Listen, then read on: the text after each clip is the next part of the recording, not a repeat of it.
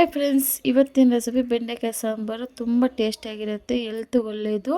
ನಿಮ್ಮ ಮನೆಯಲ್ಲಿ ಮಕ್ಕಳಿದ್ರೆ ಬೆಂಡೆಕಾಯಿ ಇಕ್ಕಿ ಬ್ರೈನ್ಗೆ ಒಳ್ಳೆಯದು. ನನ್ನ ಮಗಳಿಗೆ ಬೆಂಡೆಕಾಯಿ ಅಂದರೆ ತುಂಬ ಇಷ್ಟ. ನಾನು ವಾರಕ್ಕೆ 2 ಟೈಮ್ಸ್ ಮಾಡ್ತೀನಿ ಬೆಂಡೆಕಾಯಿ ಗ್ರೇವಿ ಸಾಂಬಾರು. ಮಾಡುವ ವಿಧಾನ ನೋಡೋಣ ಬನ್ನಿ. ಒಂದು ಬಾಣಲಿಗೆಯಲ್ಲಿ ಬೆಂಡೆಕಾಯಿ ಸಣ್ಣ ಸಣ್ಣ ಕಟ್ ಮಾಡ್ಕೊಂಡು ಚೆನ್ನಾಗಿ ರೋಸ್ಟ್ ಮಾಡ್ಕೊಳ್ಳಿ. ಒಂದು 10-5 ಮಿನಿಟ್ಸು ಚೆನ್ನಾಗಿ ರೋಸ್ಟ್ ಮಾಡ್ಕೊಬೇಕು.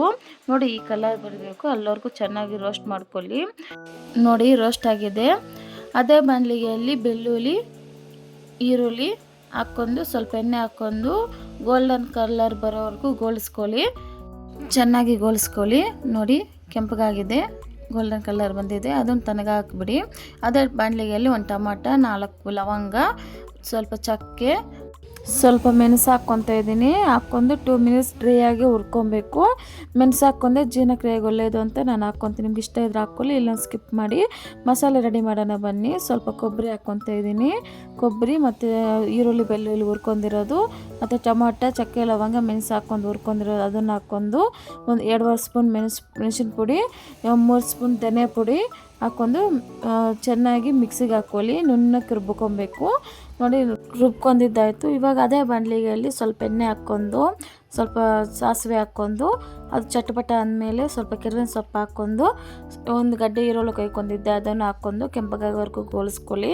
ಚೆನ್ನಾಗಿ ಗೋಲ್ಡನ್ ಕಲರ್ ಬರಬೇಕು, ಅಲ್ಲಿವರೆಗೂ ಚೆನ್ನಾಗಿ ಗೋಲಿಸ್ಕೊಳ್ಳಿ. ನೋಡಿ, ಈ ಕಲರ್ ಬಂದಿದೆ. ಇವಾಗ ರುಬ್ಬಿಕ್ಕಿರೋ ಮಸಾಲೆ ಎಲ್ಲ ಹಾಕ್ಕೊತಾ ಇದ್ದೀನಿ.